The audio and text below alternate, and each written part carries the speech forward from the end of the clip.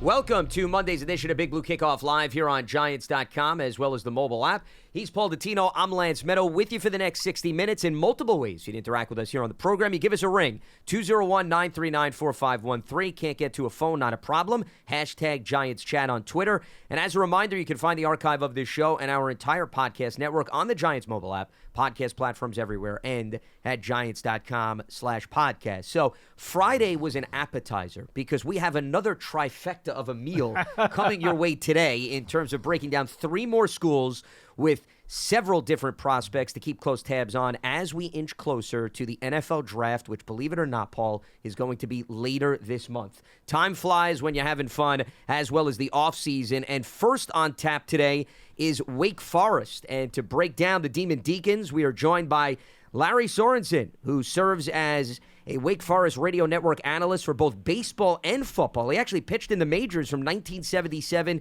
to 88. Who knows, maybe we'll break down the Yankees and the Mets, as opening day was a few days ago as well. Larry, you got Lance Medow, Paul Dottino here on Big Blue Kickoff Live, Giants.com. Greatly appreciate the time. Hope all is well. How's everything on your end? Everything is terrific, and glad to talk baseball anytime, but football too, because it's been an exciting time around Wake Forest University, and looking forward to the draft to see exactly how it turns out. Absolutely, and your school has a number of intriguing prospects and some positions that maybe the Giants could target, specifically wide receiver, and let's start there because A.T. Perry is considered one of the best guys to come out of this year's class. Larry, you look at his size, the intangibles, he seems to be the prototypical measurables for an ex-wide receiver. How valuable do you think that holds true in terms of how Wake Forest utilized him and how that could translate to the NFL? Well, I think that one of the things Wake Forest did was they used him as a decoy quite a bit as well. So he maybe didn't get as many targets as a lot of people thought that he would. But he's a big guy, as you said, 6'5", but an interesting word came up with him at Pro Day last week, the bend that he has. And he said he thinks of playing small, even though he's 6'5" and weighs 205 pounds. A guy that's a touchdown magnet. The closer he gets to the end zone, the better he likes to catch the ball. Let me ask you, Larry, about his hands, though, because there have been some instances of dropsies, and I guess there's some questions there about his ball skills and also blocking, because he's a bit slight for his stature. And in the NFL, a lot of coaches are going to ask you to be blocking off the edge so you can make some big-time plays in the run game. How anxious or how eager is he to help in that facet? We saw him downfield quite a bit, still mixing up with guys. I wouldn't say that you see a lot of pancakes from him, but he's willing to engage and to try to distract and to let runners get past him. The other thing that he does really well is catching the ball in stride and running from there. He's a long strider, so he's got very good open field abilities. As far as the hands go, he's got strong hands when he's in a competition for the ball. You know, when it's a toss-up and a fight for the ball, which Sam Hartman did quite a bit because the receiving corps has been so skilled the last few years. With respect to his size that you brought up, when you think about a tall wide receiver, Larry, I think the first thing comes to mind is, okay, hey, here's a guy you could throw the ball up to, and whether he's double covered or not, he's going to make plays. The Giants went through that with a guy by the name of Kenny Golladay, and you could argue they're maybe still searching for somebody like that. How much did you see Wake Forest run its offense where they said, hey, at 6'5", we're going to toss it up to him, we're going to see if this guy can make a play? How much was that part of his MO? They used it not so much near the end zone. They used it a little bit more on third and long situations. But he's capable of that. He's got about a 35-inch vertical. He was an 11-foot broad jump guy. The biggest thing that was surprising about him was the speed at the combine. Scouts called Kevin Higgins, the receiver coach, and said, "What do you think he's going to run?" And Higgins said, who was a quarterback coach in the NFL, said, I would say about 4.52. And the scout said, if he does that, everybody's interested. And he turned out a 4.47 at the combine. So that really, really opened up everybody's eyes. Play in and play out, Larry. How did defenses try to contain him? Did he see enough of press coverage that you could get a flavor for how he would deal with that in the pros? He did. He didn't mind mixing hand-to-hand combat at the line, and I think that will be a strength for him later on. I think he's a little bit more. He did an interview with us at Pro Day that we covered for the ACC network, and he looks a little bit bigger than the 205. Said that he went home and he worked out and he gained some good weight, was very strong, in a great mood, gave good interviews. He was pleased with the way that all went at the Combine, and really, I think, jumped himself up a little bit. Larry, speaking of projections, I mean, clearly there's a number of wide receivers that come to mind. What are you hearing in the wake of his workouts about where you think he may land? I've seen projections going perhaps in the second round. Do you think he'll creep up even sooner? How do you think that'll play out? Originally it started out he was in 70s, high 70s, low 80s, and that was going into the Combine. Mm-hmm. And I think that now with the speed that he showed at the Combine, plus he had very good practices at the East-West Shrine game. They got great reports on him out of there. So he really has built his stock going into the pro draft. I would think late second round. One of the positions that's very strong in this draft, Larry, and maybe on a different year, Blake Whiteheart, the tight end from Wake Forest, might get a little bit more ink. Right now, with such a great tight end class, I'm sure he's probably not anything more than a late day 3 pick. But what can you tell us about him that will be intriguing to the NFL teams? Well, I think somebody would be getting a great late-day pick, a captain at Wake Forest. So, the character always counts for something. A guy that came in behind Cam Serenay and probably became, Dave Clawson says, the greatest tight end in Wake Forest history because he turned himself into a great blocker. Got good hands, but with the wide receiving core that Wake had, he wasn't used in that many pass-catching situations, generally more of as a surprise touchdown type catcher. And I think that his speed will surprise people a little bit. He was about a 4.7 guy, but an outstanding blocker on the line and can catch the ball. He's got very good hands. Larry, I want to flip the script to the defensive side of the ball because outside of A.T. Perry, I think one other guy that to me is intriguing, and I caught a number of his games during the course of this past season, is Kobe Turner on the defensive line, transfer from Richmond. He seems to be a bit of a technician and somebody that could play inside and outside and can really help collapse the pocket. Where do you see his fit on the NFL level? That's a great call. Truthfully, I see him more on the inside because he's a little bit on the shorter side, but he's got a big motor and he's got a huge heart. When you come in as a transfer and your team immediately elects you as a captain, you know that you're doing something that's right in the room as well, and you're doing good things there. And I think that he started to realize he did have the NFL potential when he started playing in the ACC. And his last half dozen games or so, he was just outstanding. A guy that has, like I said, has a good motor, is able to slide some blocks on the inside to get into the backfield, and had a terrific year for Wake Forest. And that's not always easy to do coming over as the transfer. Larry, I'm going to ask you one baseball question before we let you go. Of all these rules changes this year, which one do you think is going to have the biggest impact? I'm sorry, I missed the first part of that. Of all the rules changes in Major League Baseball this year, we got the Yanks and Mets here, both teams who were playoff teams last year. Which of the rules changes you think is going to have the most impact? I think the disengagement, limiting people to the amount of times that they can step off, to me is going to create a real chess match. And I think that the runners win in that case, as it'll lead to more stolen bases. I think the time clock everybody will adjust to. Most of the minor leaguers have used it already. In spring training, they made the adjustment pretty easily. I think it's the amount of times that you can step off. Cool. I don't know. Should we throw in another question about instant replay in the NFL and what he thinks about that, too? I don't know if we've covered every angle with respect to this conversation yet. Wake Forest, baseball rules, you name it. Larry is a Renaissance man. It gives us a little bit of everything. But in all seriousness, it's Lary Sorensen, who you can hear on the Wake Forest Radio Network. He is an analyst for football and baseball. Larry, always good going back and forth with you. Greatly appreciate the insight, and we look forward to talking to you down the road. Fun stuff, Larry. Thanks. Call anytime. Thank you, guys. You got it. Our pleasure. So that is a glance at the Wake Forest group. We're going to turn our attention momentarily to Cincinnati. One of the players that, once again, I brought up with Larry, Kobe Turner, to me, is somebody that if you want to bring in a rotational defensive lineman, I think he has really good value. He's projected to go in the 4th round. If you want to bring in somebody, and, the Giants, remember, they're looking for a guy who can maybe have the versatility, play inside, outside. He's somebody. And then A.T. Perry, based on the receiving core right now, Paul, that the Giants have, he's got the size and the height to differentiate himself from what they already have in-house at this point. He does. I know John has watched tape on him and likes him a lot, likes him more than I do, which is kind of odd because you guys know I like the bigger, taller, lengthy receivers who have speed.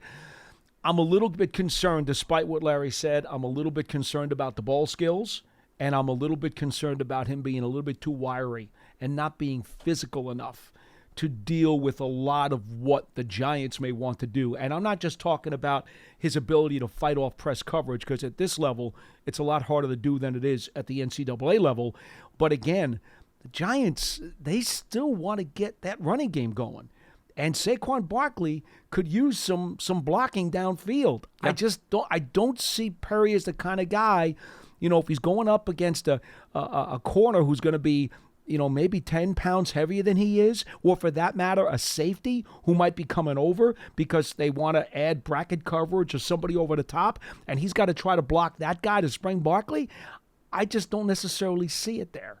So I'm not as high on him maybe as John is. Well, in 2018, when Barkley was a rookie, big reason why he had such a great year is the blocking by the wide receivers down the field. Sterling Shepard, who is not a big guy, is feisty enough that he's actually very good at that. Sure. And so you don't necessarily equate size to the ability to do it. A lot of it's heart. I'm not sure that Perry has enough of that blocking in him to be able to be the kind of guy who I would take. But well, speaking of wide receivers, let's turn our attention to the next school on the agenda, and that is Cincinnati, because they have a wide receiver of note, and we bring in Justin Williams, who covers the Bearcats for The Athletic. Justin, you got Lance Medow, Paul Dottino here on Big Blue Kickoff Live, Giants.com. Greatly appreciate the time today. Hope all is well. How's everything on your end?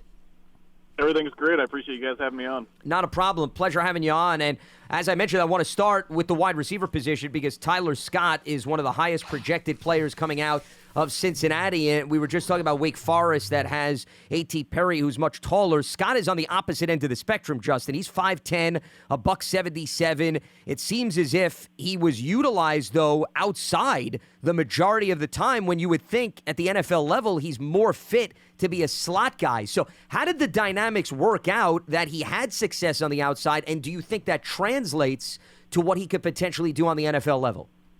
Yeah, Cincinnati used him as that field wide receiver, which is basically the far side of the field based on where you line up on the hash marks. That's where he played, his sophomore and junior season. So he had 1 year under Desmond Ridder, who's now with the Falcons, and then played last season with Ben Bryant at quarterback. And really, it was his speed that allowed him to have so much success there. And that was speed going over the top, but it was also his speed and agility and his route running. And there were so many big plays that he had where it was really just a hitch route or an out kind of bubble screen, and his speed allowed him to break some tackles or make some guys miss. And so, I hear you guys talking about blocking. Tyler, I give him credit. He's a willing blocker. He'll definitely go for it. But, I think if you're getting this guy, whether you put him in the slot in the NFL or whether you try and, put him out in space a little bit more, his speed, both down the field, straight line, but also his agility and movement is what is going to make him a really good player at the next level, I think. Yeah, some of those skills lend itself well to yards after the catch, because he's got some of that instinctive vision and physicality and cutting ability that you need once you get the ball in your hands. And I think to me, that's going to be one of the most attractive attributes that he's got, besides just the pure speed to get downfield. Yeah, we saw it a lot. He ran the prettiest post route I've seen anyone run in college. And he, early on in his career, he was just killing some teams on that. Him and Desmond Ridder had a real good connection on that post route. And so then as teams started to get aware of it, you saw them start backing off. And so a lot of times he'd have big plays because he'd have a huge cushion on that field side of the field. He'd run, people would think he'd run in a post. He'd stop and run a quick hitch. They'd throw an 8-yard pass to him, and then he would turn it into a 30, 35-yard gain because he had so much cushion, but then he could make guys miss in space. And so obviously it's not going to be that easy at the NFL level, but that was just a good example of he can beat you over the top and deep, but then also he can use that speed to help him underneath a little bit as well. Justin, how much is that a product of, because I was reading up on his background, it's interesting, he's a former track star #1, which I guess is not a surprise given his speed, but also I believe he played running back before they moved him to wide receiver. So I guess what I'm getting at is, how much do you think the skill set that maybe he gained through track and serving as a running back has really paid off for him well in terms of applying that to the receiving game? Yeah, definitely. I mean, track star, he was like a sub, 11-second guy in high school for the 100-meter dash and things like that. Just a really, really strong track runner in high school, won a couple state titles and things. Yet he also played running back in high school. And I talked to him recently about it, and I'd known I'd covered his whole career. I knew he played running back, but I asked him, how many passes did you catch in high school? And he said maybe 10, over the entire 4-year career. But just the way his body was built, he was much more set up at the college level to be a receiver. And, when he came out, when they got him as a freshman at Cincinnati, the coaches were very much like, hey, let's not talk much about this guy because we think we kind of found one, and let's try and keep it quiet. And they proved to be right because they bring him in. He did have pretty good hands. That's definitely, part of the thing I think he had to work on was the route running and just pass catching that you have to have as a receiver. But all of his skill and talent, once he has the ball, you're totally right. It's like the track star meets a running back. And credit to him for turning himself into a receiver. But you can see why, he maybe made sense as a high school running back, the way he can make guys miss. Strictly looking at the skills, it's obvious why some of the people at the Combine said he could be in that second cluster of wide receivers that goes in the second round, potentially. Maybe late second round, who knows? But tell me, if you can, what the critics will say. Why does he not belong in that next cluster of wide receivers under the elite 3 who will go in the first round? Yeah, I mean, the first thing you can point to is the size.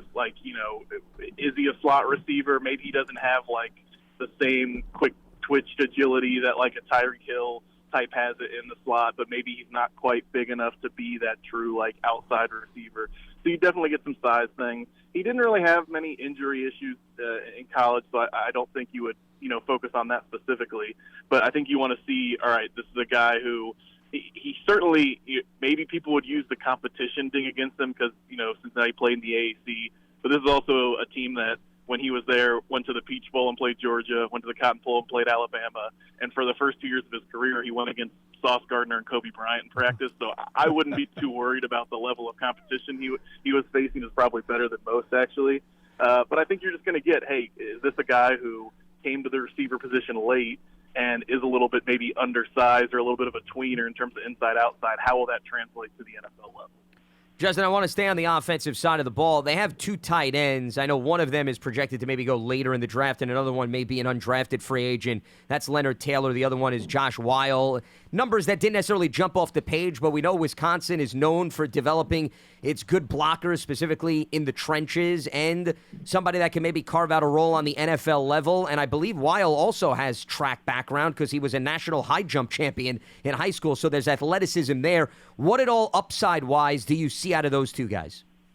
Yeah, so, I think they probably were hurt a little bit by playing together because they kind of, they were used a lot together with 12 personnel or switching out with 11. Sure. So, if you put their numbers together and look at, combined catches and yards, you can separate them. That's why people are like, why wasn't the production there? Part of it was them playing together. Part of it was just the way the offense was set up. Tyler Scott, who we talked about, Trey Tucker, they both had really good years as receivers.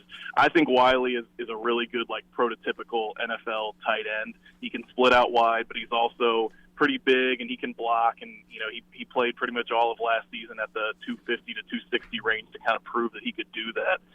But he's athletic enough that he could be kind of used in that more modern Travis Kelce type, role that they want these tight ends to play.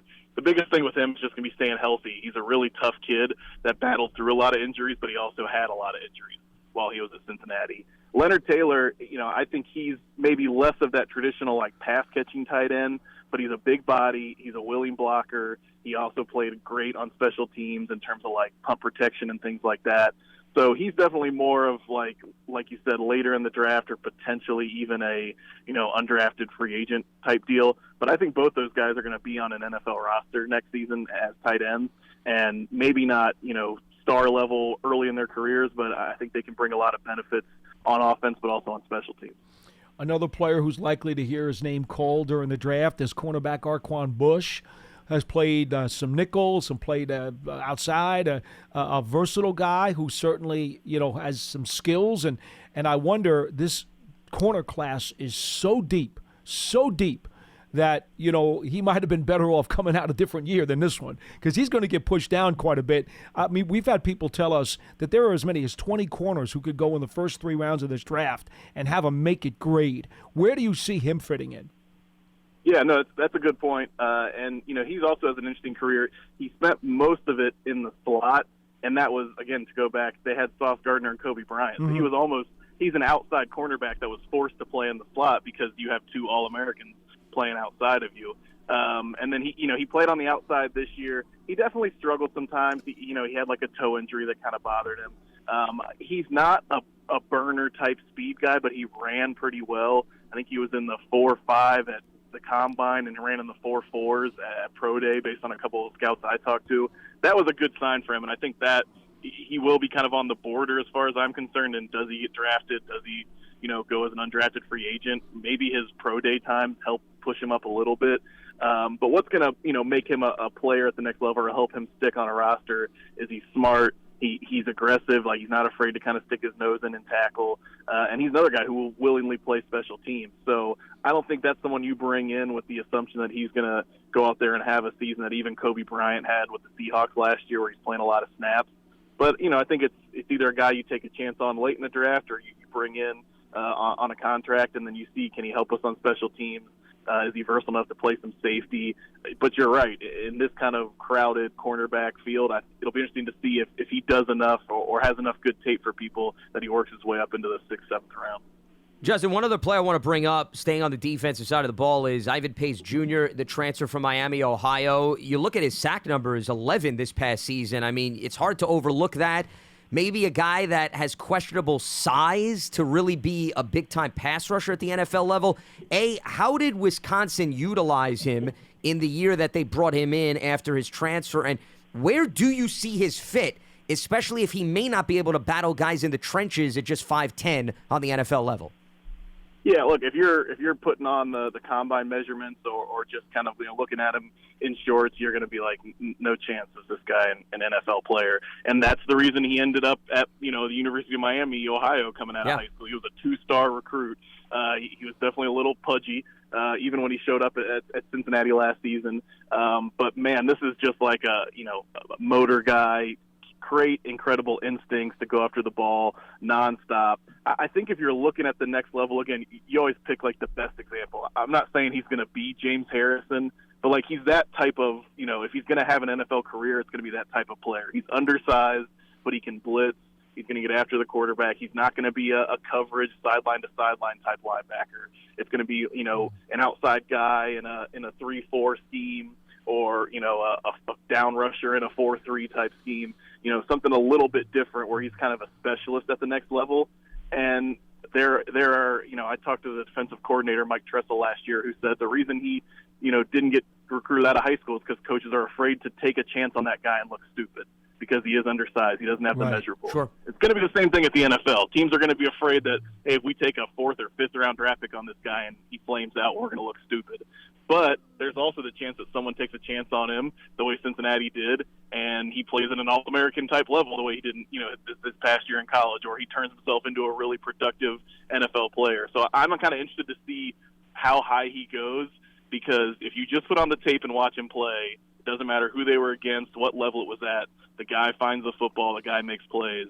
And I think on some level that will translate to the NFL, even though he has all the size measurables working against. Final one for me real quick, and I want to go right back to him, because when you see the motor, you see the instincts, you see the toughness, you see the physicality, you see all of those things, what do they scream? Special teams. Yeah. How much special teams, if any, did he play in college? Because to me, that's his surefire fit in the NFL. Even if he's taken very late or makes it as a priority free agent, some special teams coach is going to give him a big hug and say, I love you, the minute he walks onto the field.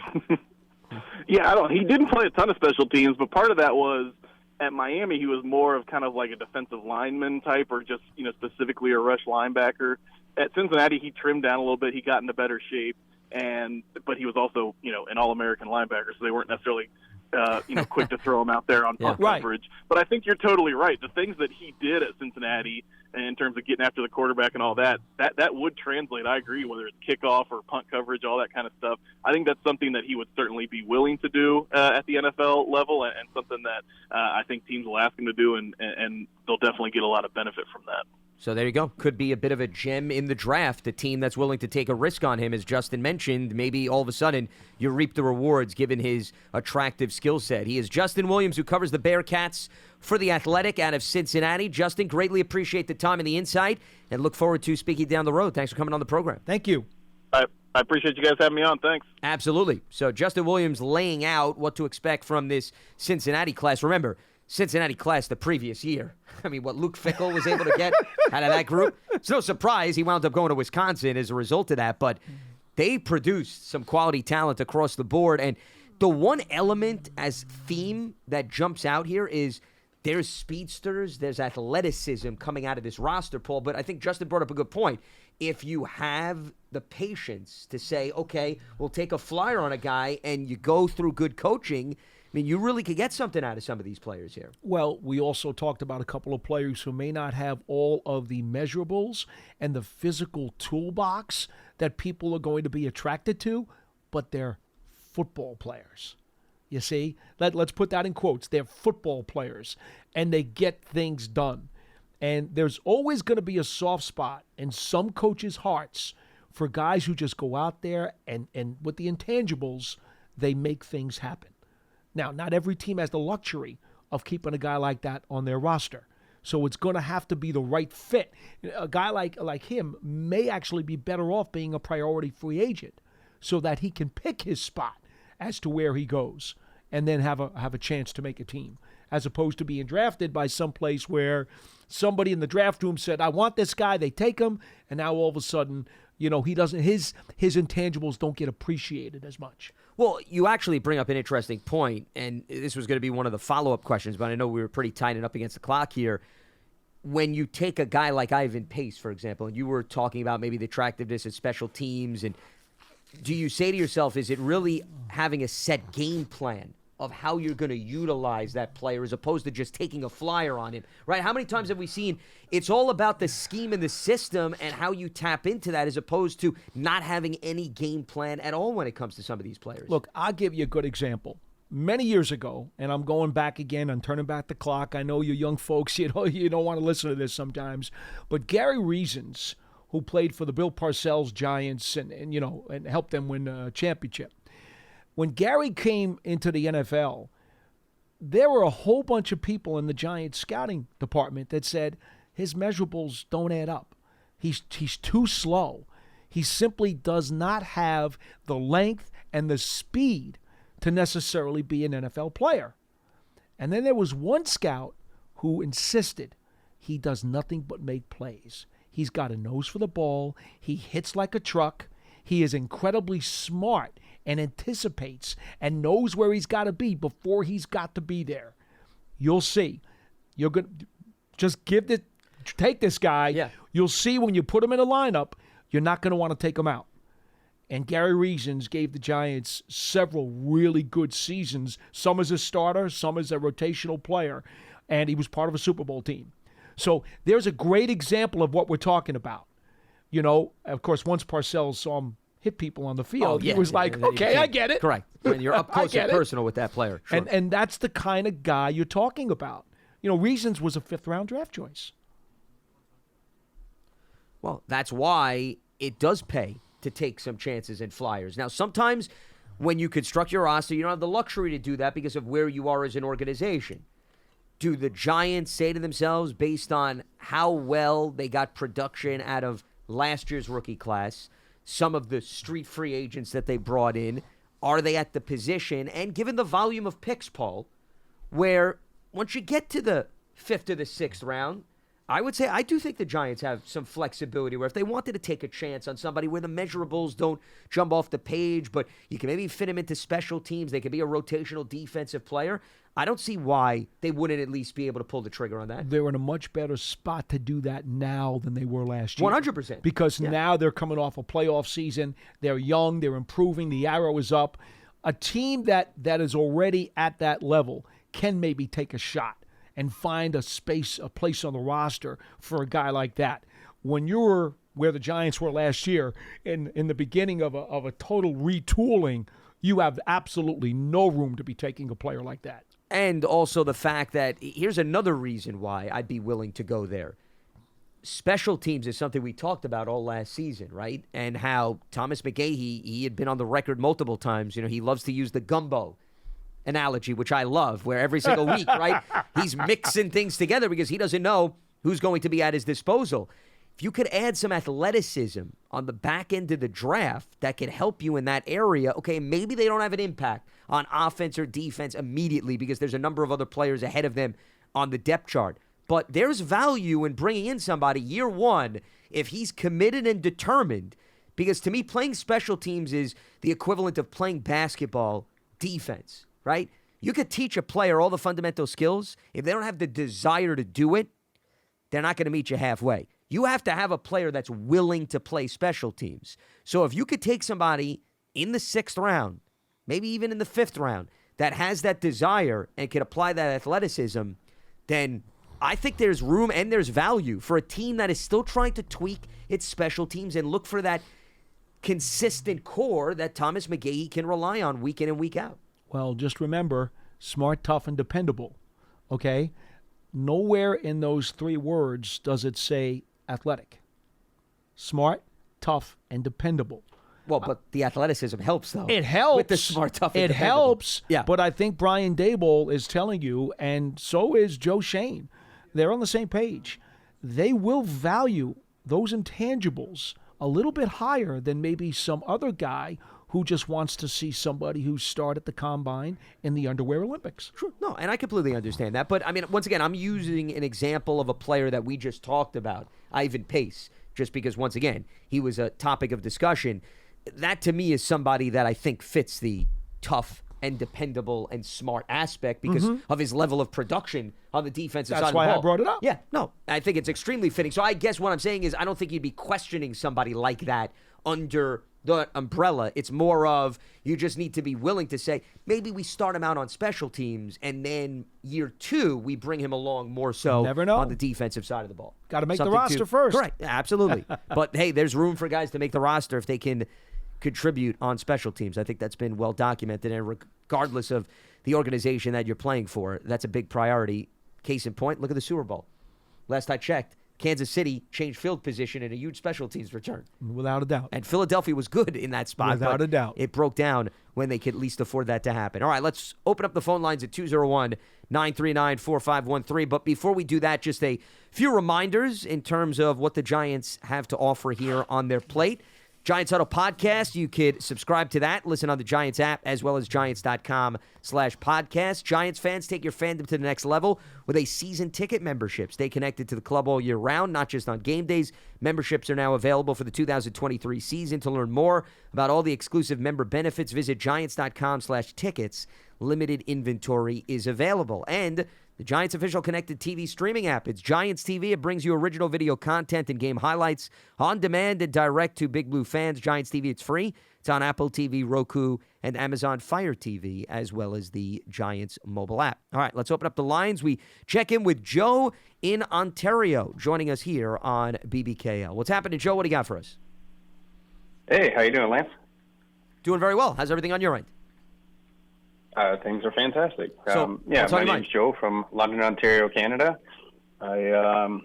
Big Giants fan. In London, Ontario, do you guys know where that is? I can't say I know Canada backwards and forwards. So if you want to close give to us a Toronto. landmark, we can maybe pinpoint it. Yes. All right. Well, we're halfway between Detroit and Toronto. Okay. There we go. Now we have something a to lot of operate Buffalo with. Bills fans here. We have a lot of Lions fans here. But guess what the number one fan base team is here? And London has a huge NFL following. So guess what the number one fan base is here? Well, I mean, you said you're in proximity of Detroit, but I don't know that there are that many Lions fans out there. Well, I am assuming Yeah. is not referring to the Lions or the Bills. Is that fair? It's a team outside of those two. Correct. That's correct. Yeah. That's what I figured that he was heading at. Well, I mean, I'll take a flyer, but once again, it depends on the generation. I don't know, the Patriots, with how many Super Bowls they won, that people started rooting for the team as they were growing up? Yeah, I'll fast forward this here. It's painful, but it's the Dallas Cowboys. Okay, well, that's also understandable because of the popularity of the franchise. So, yeah, like they've won a lot of playoff games in the last 100 years. Well, but the whole America's team, I mean, I don't think that's necessarily a surprise. I get it. Yeah, it's tough. It's tough. I love them. They're my friends and whatnot. But I'll say Dallas Cowboy fans in Dallas are way cooler than Dallas Cowboys in London, Ontario. That's all I'm going to say. Okay, what do you got for us today? So do you guys know who the firstborn Canadian coach is for the NFL, in the Super Bowl area? What are we playing, Jeopardy on today's edition of Big Blue Kickoff Live, Joe? I mean, it's Brian Daboll. Brian Daboll is the first Canadian-born NFL coach in the NFL in the Super Bowl era. Is he really? Interesting. Did you guys know that? No, can't say I did. and you know, I know that there have been a number of former CFL coaches who have coached in the NFL. In fact, Bud Grant is probably the most well-known. But I did not know that Daboll is the first Canadian born. I did not know that. I knew he was born in Canada. I just didn't know he was because the he first. was raised in Buffalo, essentially, upstate New York. So that's why people don't associate him with Canada. Anyway. Yeah. So he was born in Welling, Ontario, which is about an hour and a half from London. But the very first player coach was like 1920. It was a fellow named Tommy Hewitt. He's from out in BC. But he actually was a player coach for the Buffalo Bisons, which is how ironic is that. But anyhow, we're all, any Giants fans around here, there's a good ball around here. We all love Brian Daboll.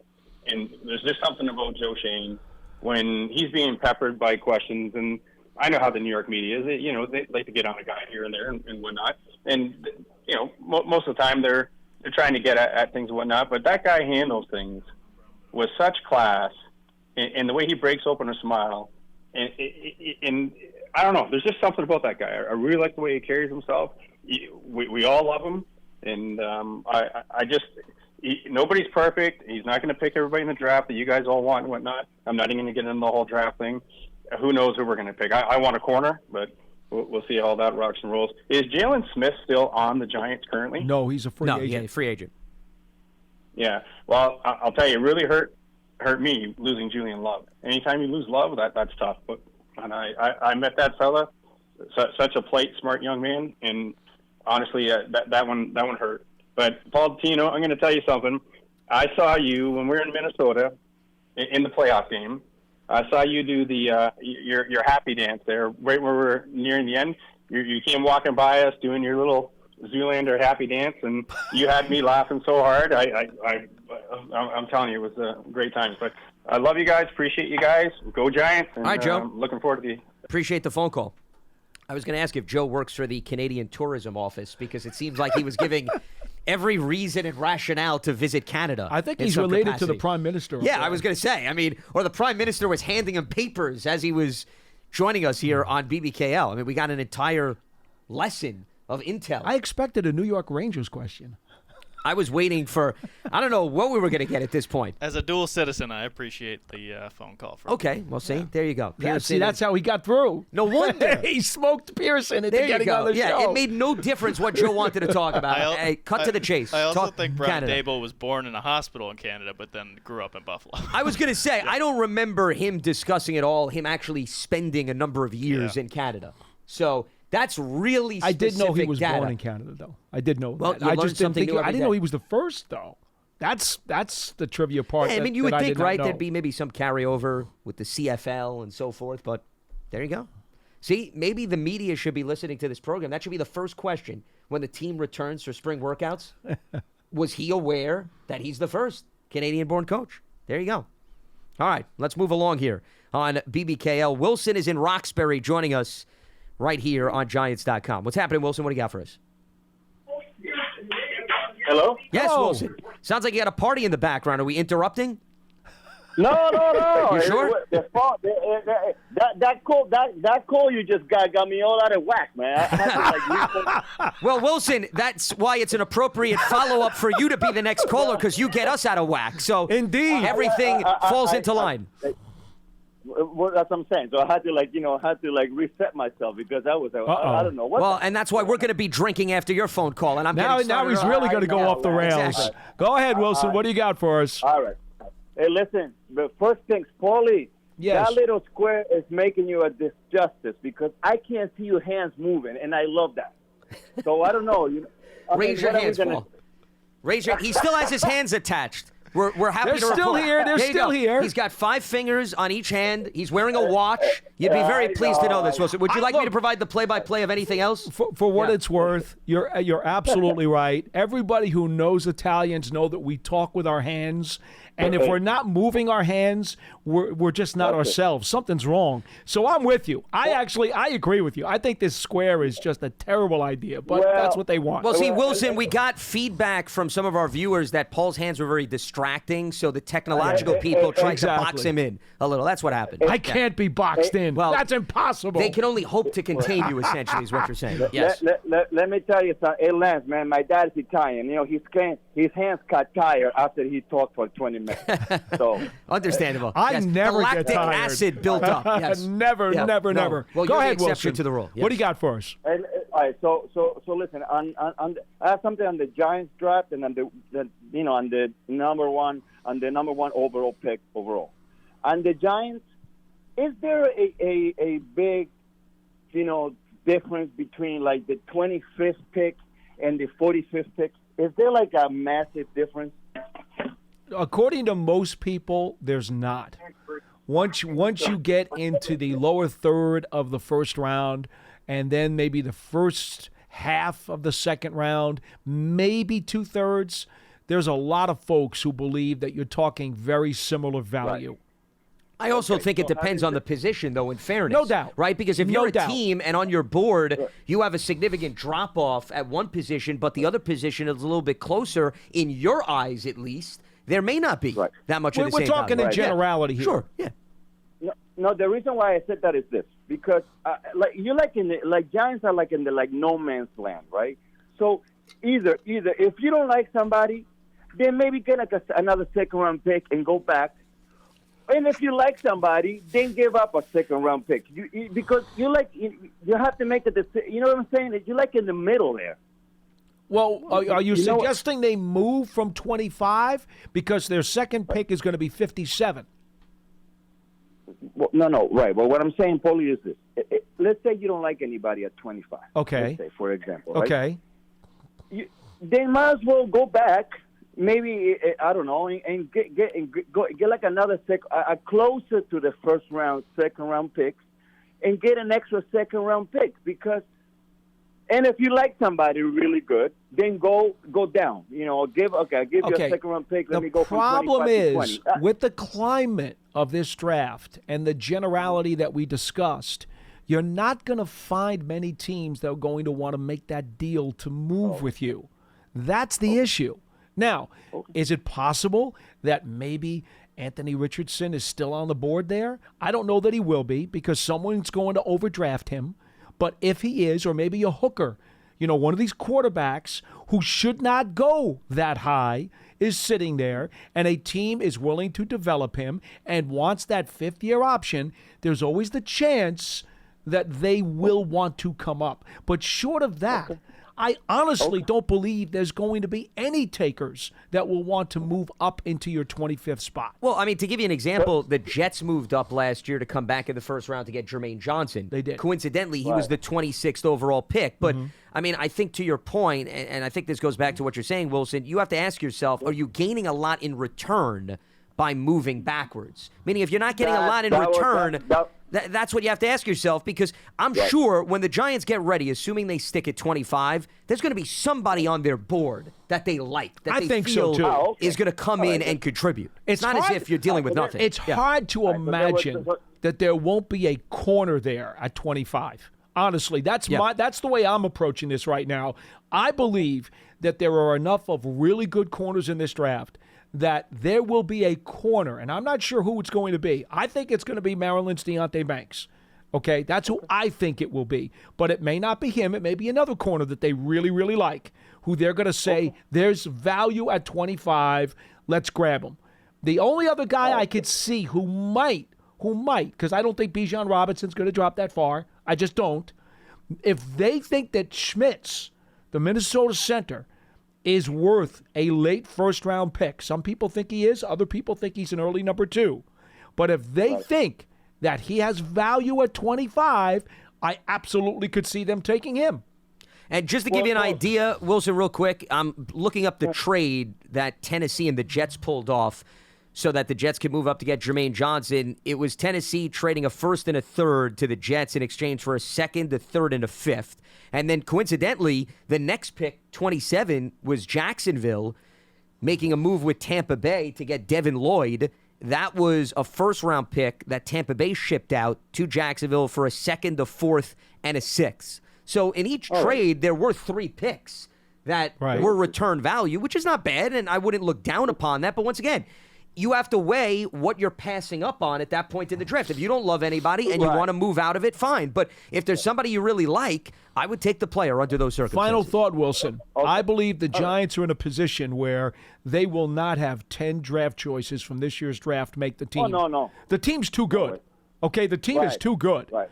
So I don't think getting more picks is necessarily the way they'd want to go. Oh, okay. Well, then I guess, I like I said, it was just a thought because you're like in the no man's land. And real quick, guys, on the first-round pick, if I may. Sure, real quick.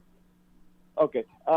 If you're going to put the reputation of yourself, your livelihood, your job, and the job of others, right? Let's say Carolina, for example, and a quarterback that at best is 5'11" and weighs 190 pounds, in today's NFL, that linemen run like running backs, you got to have big brass ones because that is a move. That is a move. That is a career killer. I don't care that he's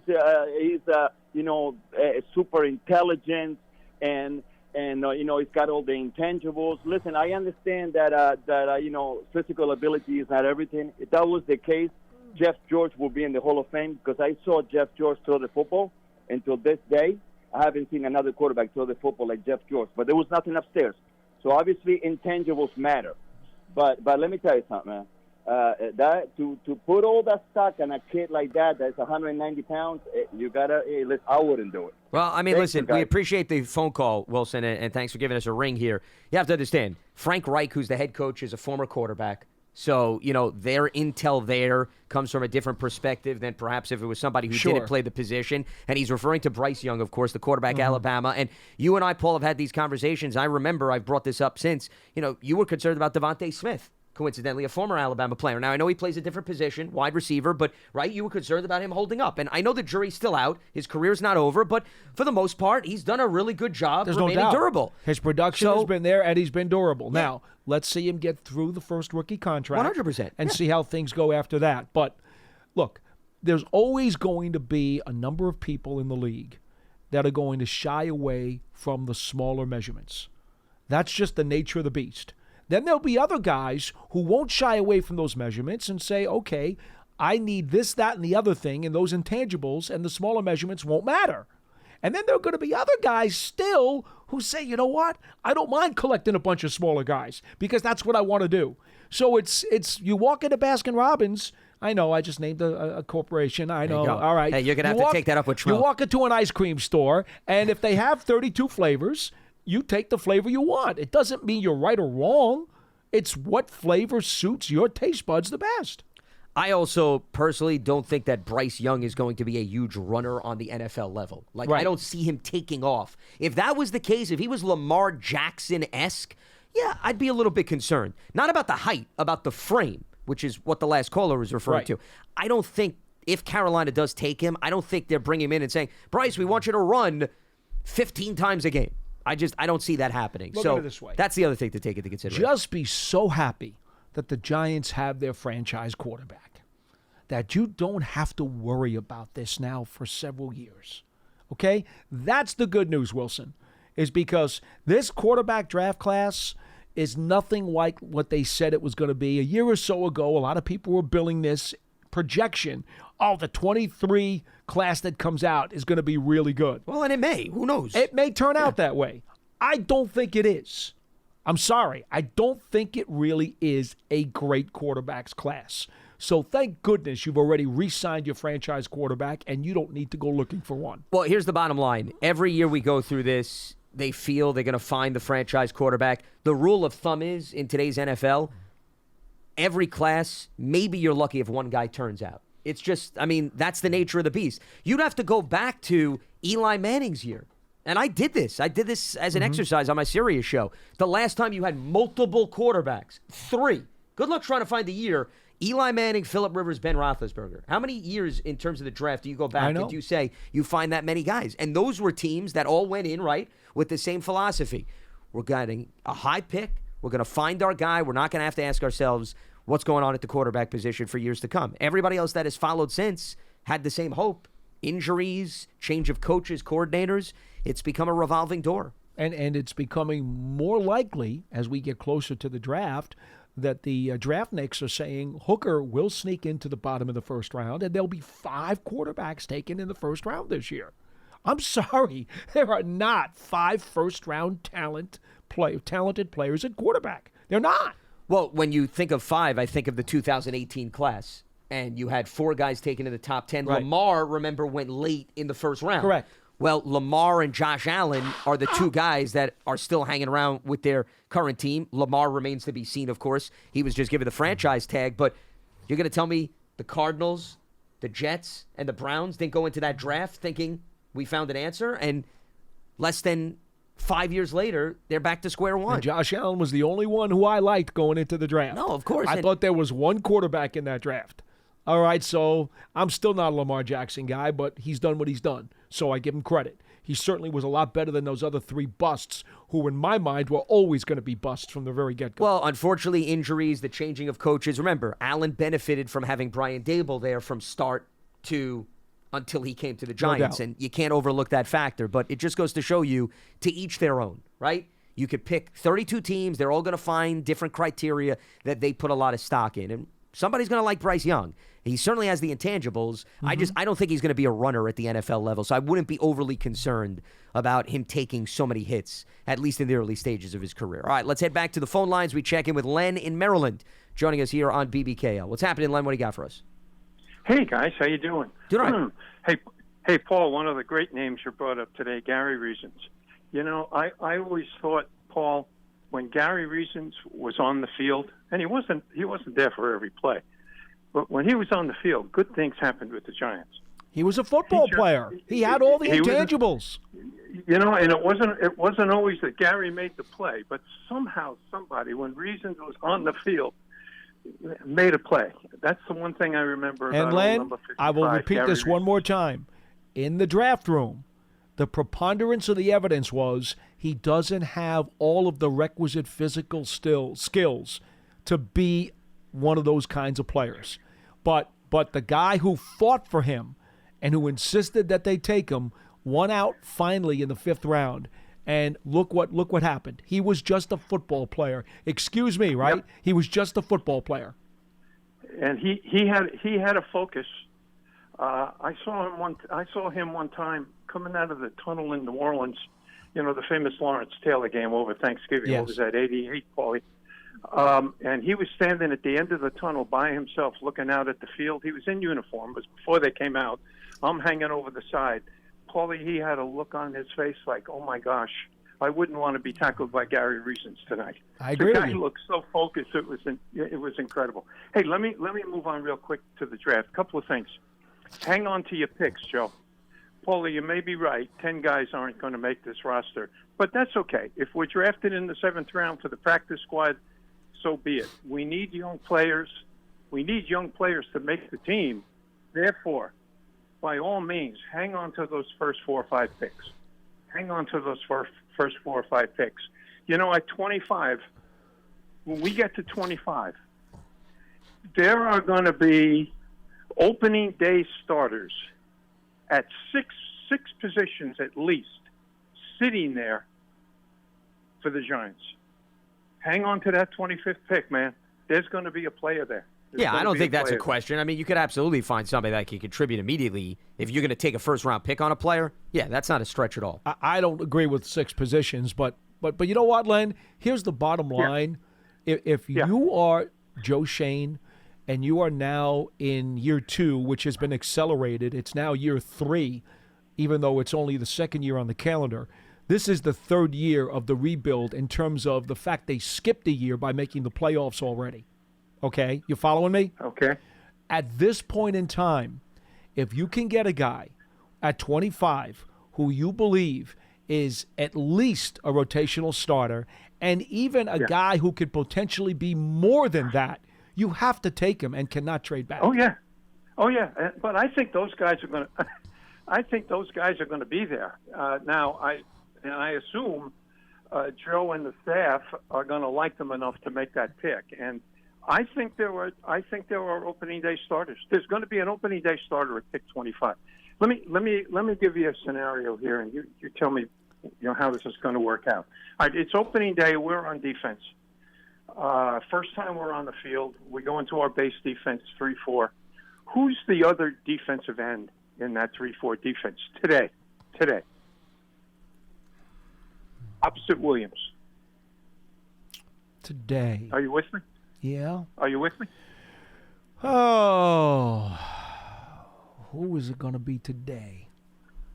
Well, let's see. We don't know who they're playing opening day. If they're playing a pass-happy team opening day, it wouldn't surprise me if they only go with 2 down linemen. Okay. And go with 5 linebackers. Go with a 2-5 set. Okay. Or even a 2 down 4 or 5 man front with has an extra defensive back. See, that's the problem here, Len. The game has forced these multiple style defenses, and I like to call it the kaleidoscope defense that what Wink Martindale uses. It forces you into using those in more matchup scenarios than saying, okay, this is what we do. No, you're matching up. So I don't know who the 3rd down lineman is. There may not even be a 3rd down lineman in that first game. Yeah, okay. See, I thought you were going to tell me Jihad Ward or Nachos, either one of the two. And I wasn't going to argue with it because that's the way I think right now. That's the way it could be. It could be. But it also just as well. And we saw some of this last year where, he had 2 guys down and had 3 linebackers standing up in what was a 5-man front. Yeah. We've seen that. Yeah. Let me talk about a couple of guys. Yeah. If I may. And now that I said that, I forget their names, but I'll quickly remember them as I go into this. That defensive end, to me, Paul, where's Curtis McGriff? Where is Lennon Dorsey? That's a run-stopping position for the Giants as we stand at this point. Right. It may not even be a 3-down player. It's a 2-down player. Right. And then hopefully it's 3rd and 7, and we go into our pass rush format. Whatever. There's a kid at Wisconsin I've got my eye on. I think it's Becton, Keanu Becton. Yeah, Keanu Becton. Yeah, I think he's a 5-technique, 3-4 defensive end. Yeah, you can play inside, outside. Stopper. Yeah. Run stopper first. Maybe he's only a 2-down player, but I think he can help us. And there's another kid that can't pull back his name from Florida who fits the same mold. Weighs about 300 pounds. 6'4", 6'5", 300 pounds. He's not going to get 10 sacks. But boy, on those first 2 downs, he's going to help you in run defense. Hey, guys, thanks for taking my call. I appreciate it. You got it, Len. Appreciate the phone call. Absolutely. I mean, I think between Nacho and DJ Davidson, you have 2 other guys that could play on the interior right now that you can mix and match to supplant Dexter Lawrence and Leonard Williams. If that was at least what he was getting at, it seemed like that was my interpretation. He was concerned, there may not be somebody currently on the roster. I do think they have 2 guys, 1 veteran and 1 young guy. There may be some question marks connected to the 2 of them, but you do have the ability. And remember, I'll say this about anyone who a future caller calls up about in terms of who's on the field for the first possession of the first game. It's about snap count. It's not about whether or not they start a game. That's irrelevant. It's about how they're utilized based on situational football. And a lot of these guys, like Davidson, barely played last season. So we don't have a lot to operate. And Nacho wasn't even here. So we also don't have much to operate in terms of how he's viewed by Wink. We could talk about how he was utilized in Tampa Bay. We just don't have enough intel within the Giants. It's only Dex and Leonard Williams. That's it. Giad Ward was the most commonly used edge setter last year. And he did a nice job stopping the run. He did okay with that. Now, again, because of the scheme and the multiple substitutions and the sub-packages, will that be his role again this year? Probably, because that's what he does best. But is he going to be doing that all the time? No. They may have other packages. I mean, the other two linemen on the roster right now, and I can appreciate why you would not say Vernon Butler, because he's a 330-pound piece of meat. He's just a huge man. I don't mean to disrespect you by saying that, but he's just a huge dude. He's more of a nose tackle than he is anything else. Yep. But Ryder Anderson's on this team, and I know that they liked him in spot duty last year. They liked him a lot. I mean, again, he's under 280. He's a little bit more slim. But, is there room for him to have more snaps this season? Maybe there is. 100%. So there's youth there, because the whole question was youth, bringing in more young guys. Well, DJ Davidson coming off an injury, Ryder Anderson, an undrafted player last year, and you have Nacho. So you have two young guys and a veteran. And I'm sure they're going to look to probably bring somebody else in, perhaps either as an undrafted free agent or through the draft. But it's all about, how Wink envisions utilizing the linebackers and a guy like Jihad Ward, who has the versatility to contribute as both a run stopper and a pass rusher. That is going to wrap up Monday's edition of Big Blue Kickoff Live here on Giants.com. A reminder that today's episode is part of the Giants platforms everywhere, as well as Giants.com/podcast. We'll be up and running again Tuesday for a new edition of BBKL as we continue to preview the upcoming draft. For Paul Dottino, I'm Lance Medow. Stay locked to Giants.com for all the latest, and we'll speak to you tomorrow right here on Big Blue Kickoff Live. Have a good one.